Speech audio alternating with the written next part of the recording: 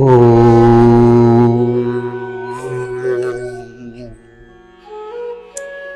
माँ, जय जय माँ। श्री जीवन सूत्र अध्यात्म सत्संग के 58वें दिवस के सत्संग में आप सबका स्वागत है। श्रीमद् भगवत गीता का पावन आश्रय लेकर के मानव जीवन की सफलता, जिस हेतु से शरीर धारण हुआ है, उस हेतु की पूर्णता में गीता जी का बहुत बड़ा योगदान है। इस प्रकार हम अपने जीवन को सफल बना सकते हैं, यह पग पग पर गीता जी हमको पूरे भाव से, पूरी चेतना के साथ सिखाते हैं। आइए हम इस बात को समझने का प्रयत्न करें कि किस प्रकार हम अपने जीवन को सफल बना सकते हैं। श्रीमद् भगवत गीता का प्रथम अध्याय का 12वां श्लोक चर्चा में चल रहा है। जिस श्लोक के प्राकट्य के बारे में पहले थोड़ा समझ लेते हैं। दुर्योधन गुरु द्रोणाचार्य के सामने पांडवों की सेना का वर्णन करता है, पश्चात अपनी सेना का वर्णन करता है और बल देने के लिए सभी सूरमाओं के त्याग की बात करता है कि वो हमारे लिए मर मिटने को तैयार है। लेकिन द्रोणाचार्य कोई उत्तर नहीं देते तो दुर्योधन के मन में उत्साह भंग हो जाता है। वह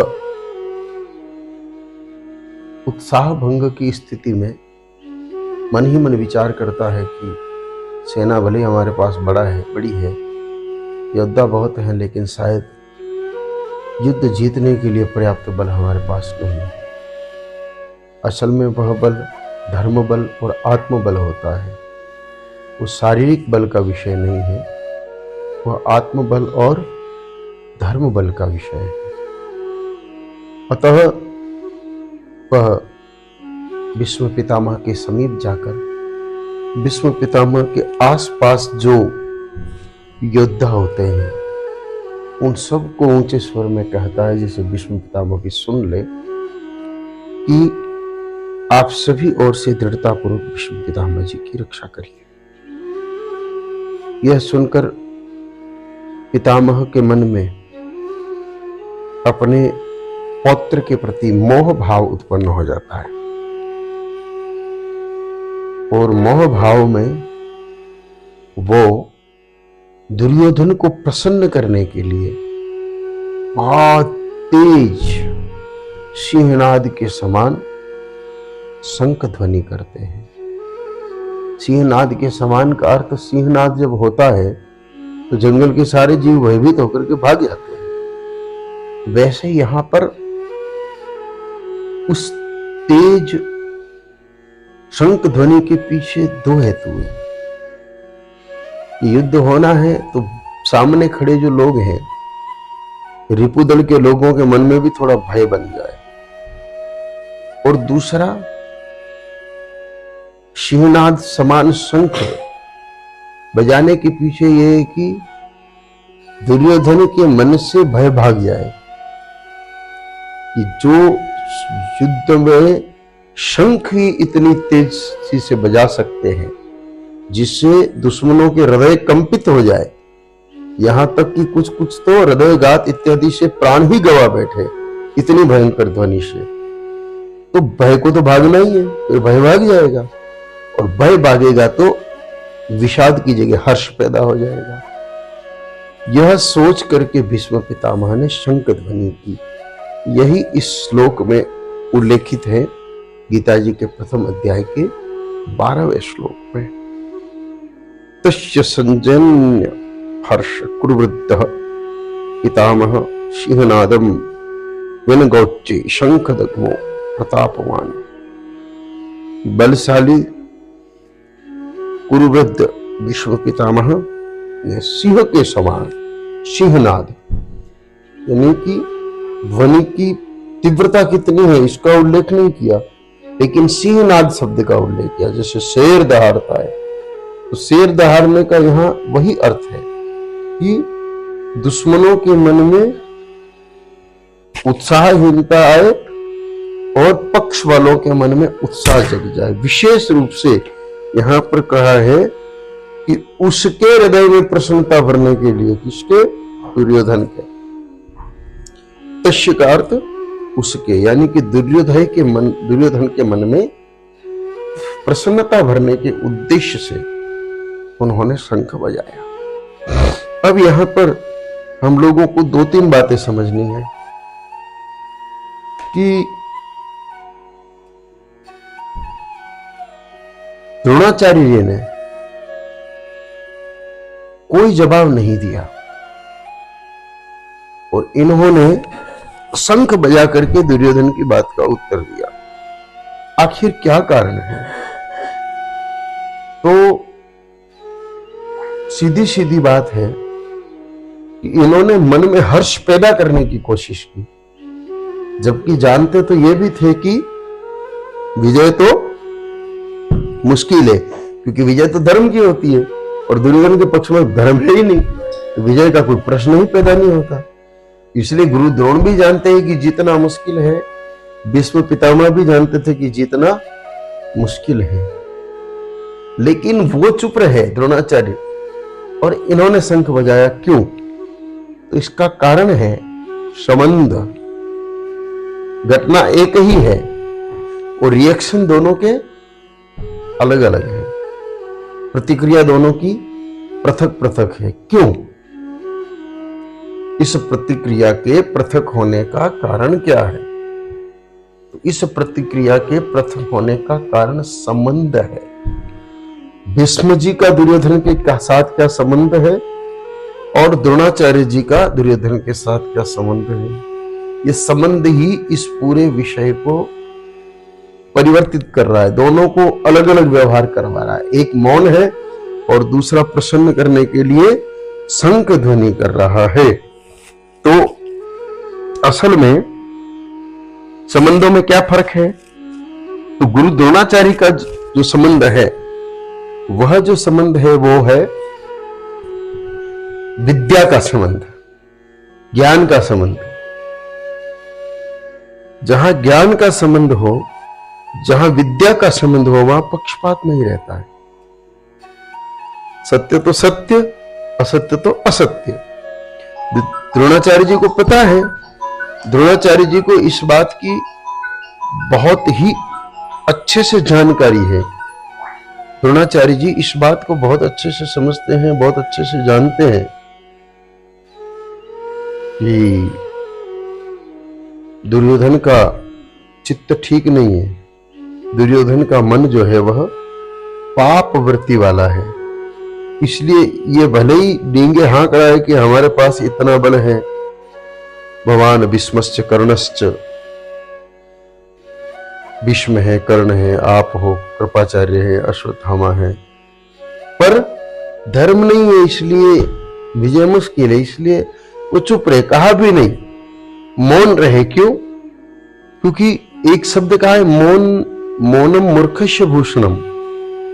सुभाषित नानी में एक शब्द लिखा है मौनम मूर्खस्य भूषणम, कि मौन मूर्ख का आभूषण है। तो यहां पर दोनों ही चीज है। अगर कोई मूर्ख है तो वो खुद मौन रहे तो भी फायदा है, अथवा कोई मूर्ख है तो उसके सामने हम मौन रहे तो भी फायदा है। मूर्ख के सामने चर्चा करने से कोई अर्थ नहीं। अगर गुरु द्रोणाचार्य उसको समझा भी देते कि भैया देख, युद्ध में तो धर्म का पक्ष ही जीतता है और अपने पक्ष में धर्म नहीं है, इसलिए जीतना मुश्किल है, और हार जब पहले पता चल रही है तो अपने को व्यर्थ में क्यों प्रयास करना, क्यों युद्ध लड़ना। लेकिन उनको पता है कि यह मूर्ख है, इसको कुछ भी कहना उचित नहीं, इसलिए वो मौन रहे। क्योंकि अगर लल्लो चप्पो वाली बात कर लेते, ठुकुर सुहाती बात कर लेते, मन को अच्छी लगने वाली बात कर लेते, वो पक्षपात होता। और जहां विषय विद्या का हो, संबंध विद्या का हो, संबंध ज्ञान का हो, संबंध शिक्षा का हो, वहां किसी भी प्रकार का पक्षपात रहता नहीं है। चाहे वो कोई भी है, सत्य को सत्य कहा जाता है, असत्य को असत्य कहा जाता है। लेकिन विश्व पितामह जी के जो साथ संबंध था, वो संबंध था परिवार का, वात्सल्य का, मोह का। क्योंकि दादाजी थे, ये पोता था, इसलिए पोते का उत्साह भंग नहीं होना चाहिए। यहां पर अब देखो, यहां भीष्म पितामह को कुरुवृद्ध कहा है, जबकि कुरुकुल में उनसे भी बुढ़े बालिक थे जो अधिक उम्र के थे। उनके पिताजी के छोटे भाई यानी कि भीष्म पितामह के काकाजी जिंदा थे युद्ध के समय, महाभारत के युद्ध के समय। तो बालिक जीवित जो थे, उस हिसाब से तो कुरुवृद्ध वो हुए, लेकिन फिर भी उनको कुरुवृद्ध कहा और उसके साथ साथ प्रतापवान भी कहा। अब ये दो उपमाएं बड़ी विरुद्ध उपमाएं हैं यूं तो, जो सबसे बुढ़ा है अब वो क्या प्रतापवान हो सकता है, लेकिन है ये तो। सबसे बुढ़े इसलिए कहा कि इनके ज्ञान की बराबरी उस समय इनके परिवार में कोई नहीं कर सकता, इतने ज्ञानी थे, ज्ञान का खजाना था इनके पास।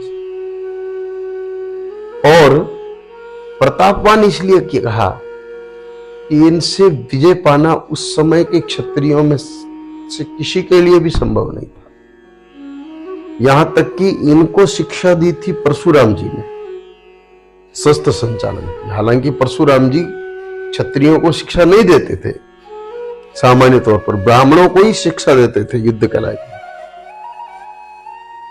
लेकिन इनकी भक्ति से प्रसन्न होके इनको युद्ध कला में शिक्षित किया। और एक समय ऐसा है जब परशुराम जी को और इनका युद्ध हो गया, परशुराम जी को पराजित कर दिया इन्होंने। और काशीराज की कन्याओं की कहानी तो आप सबने कथा तो सुनी होगी। अंबा, अंबिका और अंबालिका तीनों को जब वो अपने भाई के लिए ला रहे थे, तब बाकी सारे राजाओं ने मिलकर के हमला कर दिया और ये अकेले थे, लेकिन अकेले सबको परास्त करके उन तीनों कन्याओं को ले आए। इसलिए प्रतापवान तो थे ही, प्रतापवान थे और ज्ञानवान थे। लेकिन मोह कितना खतरनाक है, इस पर विचार करिएगा। इतने बड़े ज्ञानी होने के बाद भी इनका ज्ञान यहां पर लोप हो गया। ज्ञान तो क्या कहता है कि ये समझाना कि लाला मुश्किल है, हम अधर्म कर रहे हैं, इसलिए ये युद्ध जीतना बहुत मुश्किल है।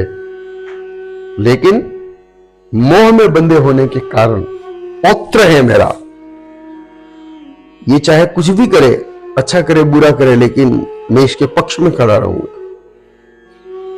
ये मोहजनित भाषा थी, और मोहजनित भाषा होने के कारण पूरा क्रम बदल गया, पूरा क्रम प्रभावित हो गया। और इनको कहना कुछ और था, और उसको प्रसन्न रखने के लिए शंख बजा दिया, समझाइश की जगह शंख बजा दिया। बलवान थे, उस आधार पर उनको अपने बल की चर्चा करनी चाहिए थी, लेकिन फिर भी शंख बजाया। क्यों?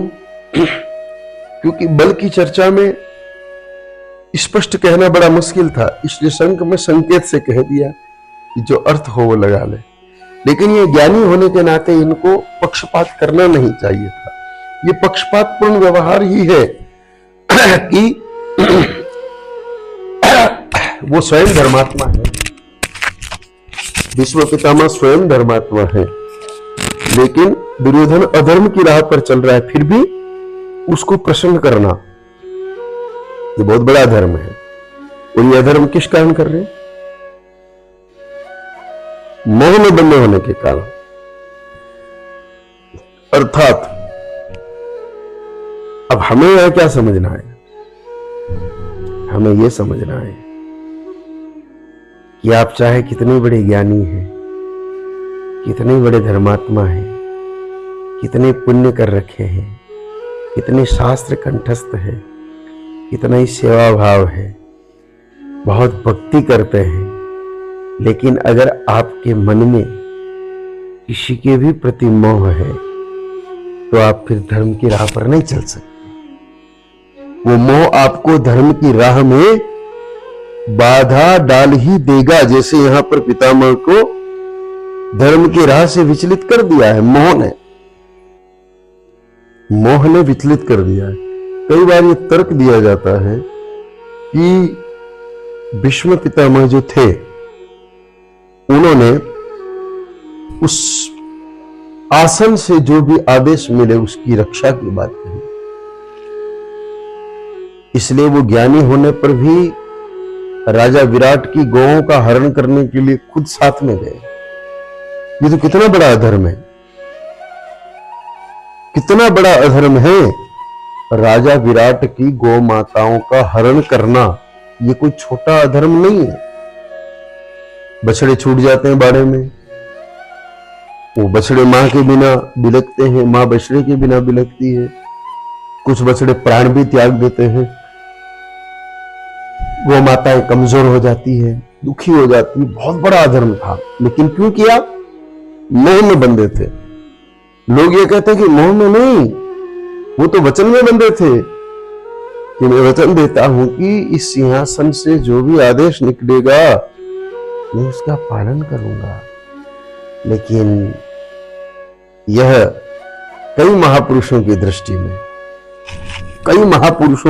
में यह धर्म नहीं अधर्म था कि भाई आपने संकल्प लिया कि मैं सिंहासन की रक्षा करूंगा, सिंहासन की आज्ञा की रक्षा भी करूंगा, लेकिन अगर वह आज्ञा धर्मयुक्त नहीं हो, न्याय युक्त नहीं हो तो हठ धर्मिता करने से कोई लाभ नहीं है। ऐसा संकल्प आपको रसातल में ले जाता है। आप अपने संकल्प को बचाने के लिए अपने धर्म को दांव पर लगा दो, ये उचित नहीं है। इसलिए कई बार जब धर्म दांव पर लग रहा हो तब संकल्प को भी तोड़ देना चाहिए। ऐसा श्री कृष्ण जी भी सिखाते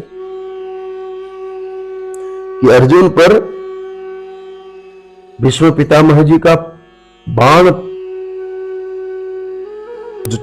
प्रवाह था, बाणों का वह इतना था कि अर्जुन का बच पाना मुश्किल लग रहा था।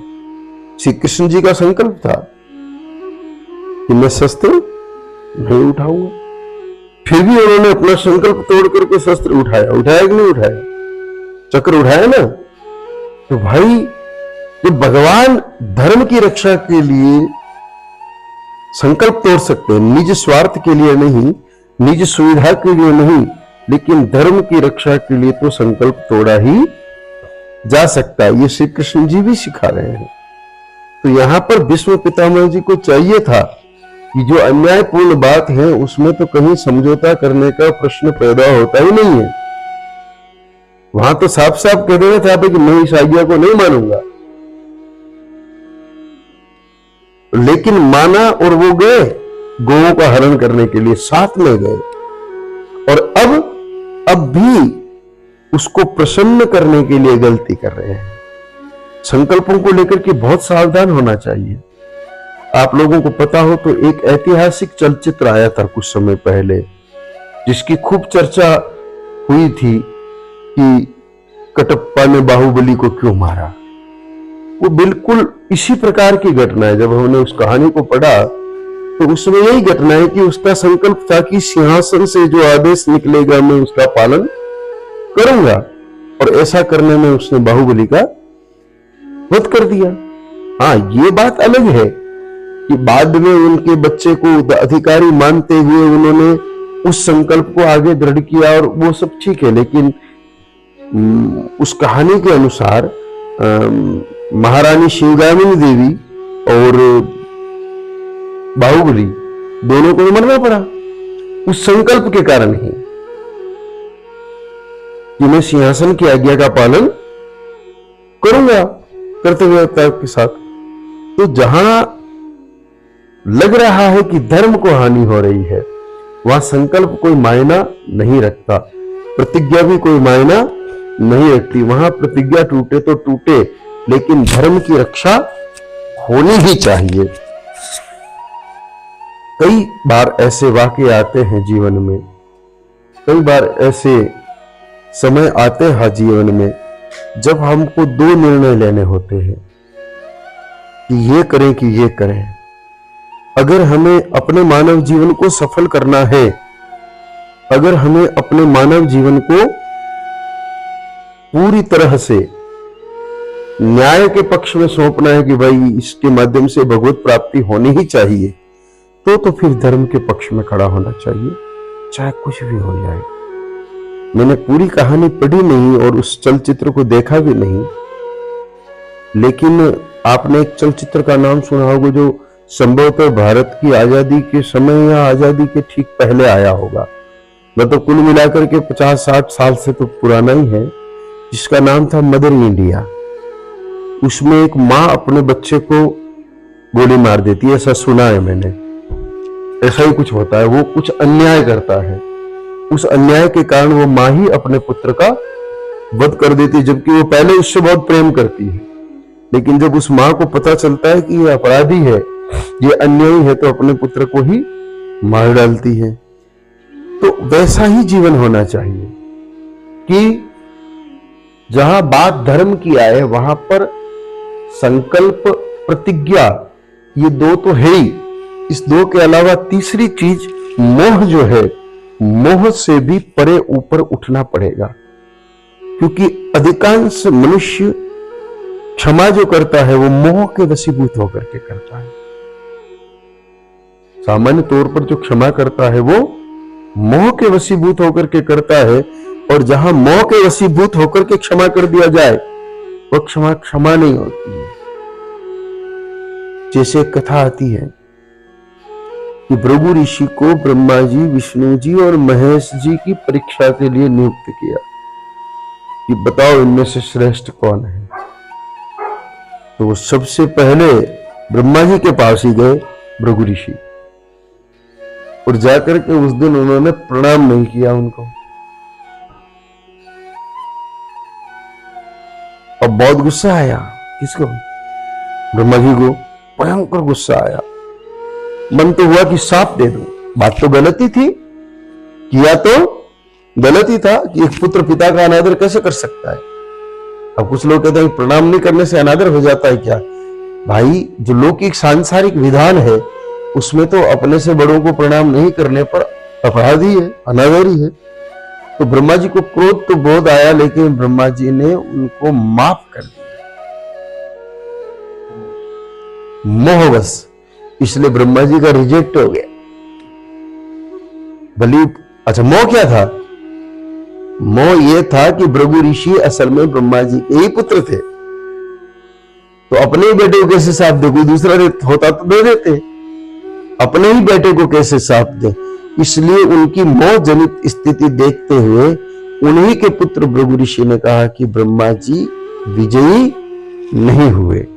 तो जगत पिता ब्रह्मा जैसी शख्सियत जो सारे संसार की उत्पत्ति करती है, अगर वो भी मोह जनित स्थिति में आए तो वो भी पराजित हो जाते हैं। तो हम मोह में कैसे जीत सकते? ब्रह्मा जी हुए मोह से पराजित, फिर वो शिव जी के पास गए, आगे की कथा आप, क्योंकि आपको प्रसंग छेड़ा तो पूरा करना पड़ेगा। तो शिव जी क्यों पराजित हुए? क्रोध के कारण। किस कारण? पार्वती जी गोद में विराजी थी, तो भृगु ऋषि ने उपवास किया, तो शिव जी त्रिशूल लेके दौड़े। ये तो पार्वती जी ने बीच बचाव कर लिया, नहीं तो वो क्रोध के वशीभूत होके त्रिशूल लेके दौड़े, इसलिए वो भी फेल। तो एक तो फेल होने का कारण मोह, दूसरा फेल होने का कारण क्रोध, और विष्णु जी क्षमा के कारण विजयी हो गए। क्रोध भी नहीं किया, मोह भी नहीं दर्शाया, और क्षमा कर दिया, इसलिए वो श्रेष्ठ घोषित हो गए। तो यहां पर मोह जो है उसको लेकर के सजग रहना चाहिए। ज्ञानी से ज्ञानी व्यक्ति भी मोहित हो सकता है, यही श्लोक स्पष्ट कर रहा है। पितामह जैसा व्यक्ति, जिनके लिए श्री कृष्ण जी कह रहे पांडवों को,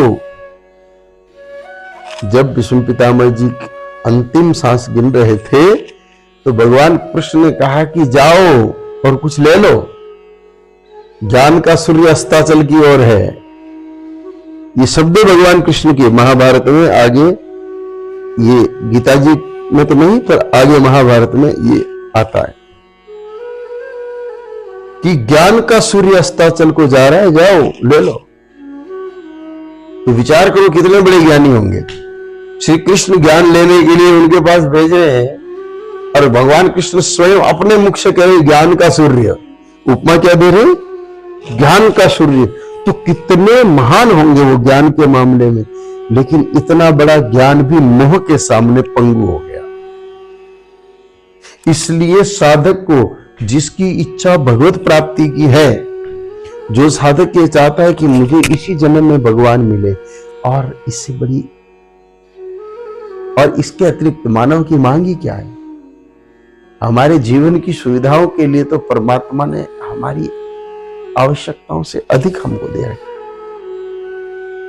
एक मनुष्य के तन पे शरीर ढकने के लिए कपड़ा चाहिए, अलमारी में भरने के लिए थोड़ी चाहिए। लेकिन बोलो भरा कि नहीं भरा है अलमारियों में? तो कोई कमी थोड़ी है, बिल्कुल भी कमी नहीं है, भरा है।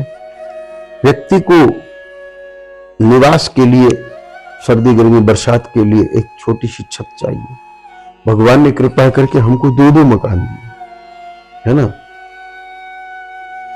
ऐसे सच बात तो ये है कि भगवान की कृपा है कि आवश्यकताएं तो भगवान पूर्ति करता ही रहेगा, उसके लिए हमें परेशान होने की आवश्यकता नहीं है। लेकिन मोह जनित अवस्था में साधक को कभी नहीं आना चाहिए, क्योंकि हमारी असली मांग मकान नहीं है, हमारी असली मांग कपड़ा नहीं है, हमारी असली मांग रोटी नहीं है, हमारी असली मांग तो भगवत प्राप्ति है। साधक की वास्तविक, जो सामान्य कोटि के लोग हैं, जिनको सिर्फ खाना पीना सोना है, उनके लिए विषय काम का नहीं है। लेकिन जिनके मन में यह भाव है कि मुझे भगवान की प्राप्ति हो, मुझे प्रभु मिले, मुझे ईश्वर मिले, उनके लिए तो ये सूत्र है कि किसी भी स्थिति में हमें मोह जनित नहीं होना है। हमारी स्थिति मोह जनित नहीं होनी चाहिए। हम पूरी तरह से मोह रहित हो।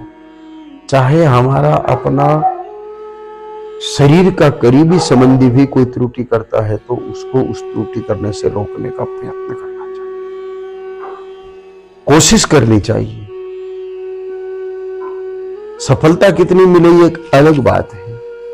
अरे कुंभकर्ण तो राक्षस था ना, फिर भी उसने रावण को रोकने की कोशिश की, बहुत लंबा चौड़ा उपदेश दिया, समझाने का प्रयत्न किया। वो नहीं समझा वो एक अलग बात है।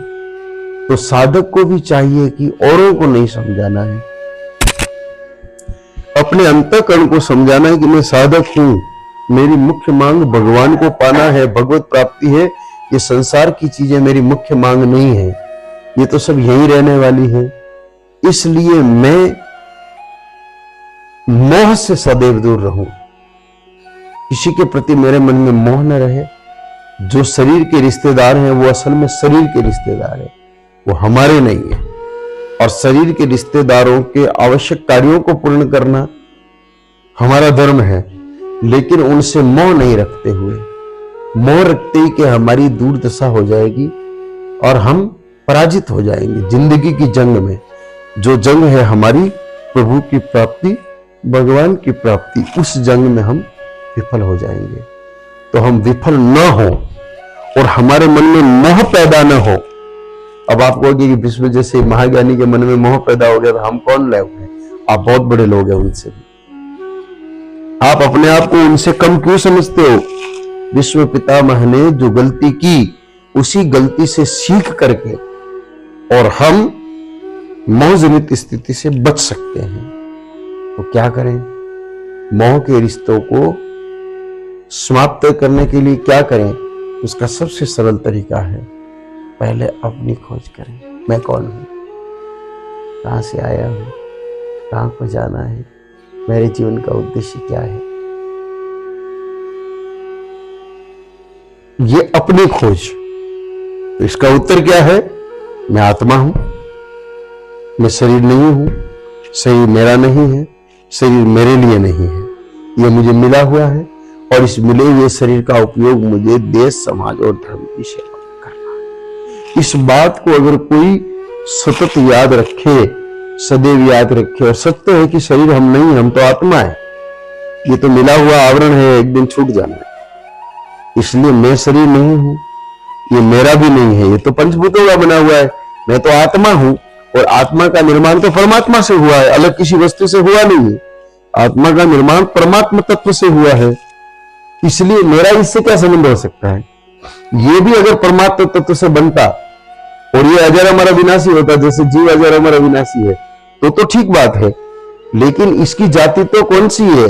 ये पैदा होता है, बढ़ता है, रोगी होता है, नष्ट हो जाता है, जो कि आत्मा का गुण नहीं है।